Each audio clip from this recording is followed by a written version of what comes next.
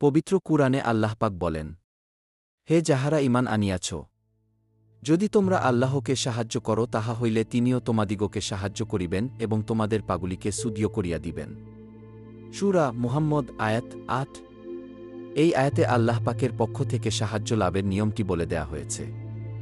আল্লাহ সাহায্য করবেন বলতে তিনি আকাশ থেকে টাকা পয়সা ফেলবেন না। বাস্তবিকই আল্লাহ পাক আকাশ থেকে টাকা পয়সা ফেলেন না, তিনি পাগুলোকে সুদীয় করিয়া দেন।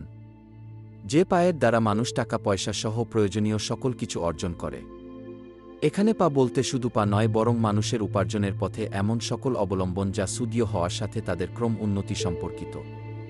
এখানে পা বলতে হতে পারে বাহ্যিকভাবে পা এবং এর মতো সব কিছু যা মানুষের অবলম্বন, কিংবা মানুষের ধৈর্য, সাহস, পরিশ্রম, বিনয়, তাকওয়া ইত্যাদি অগণিত আত্মিক গুণাবলী জেসবের মাধ্যমে তাদের উন্নতি আসে। আর আল্লাহর চাওয়া সাহায্য সেই নেয়ামতগুলোর সাথেই সংযুক্ত। মানুষ যেন সেই সব নেয়ামত, হাত পা, টাকা পয়সা, জ্ঞান বুদ্ধি এবং প্রাপ্ত সকল গুণাবলী ও যোগ্যতা আল্লাহর রাস্তায় ব্যয় করার মাধ্যমে আল্লাহকে সাহায্য করে।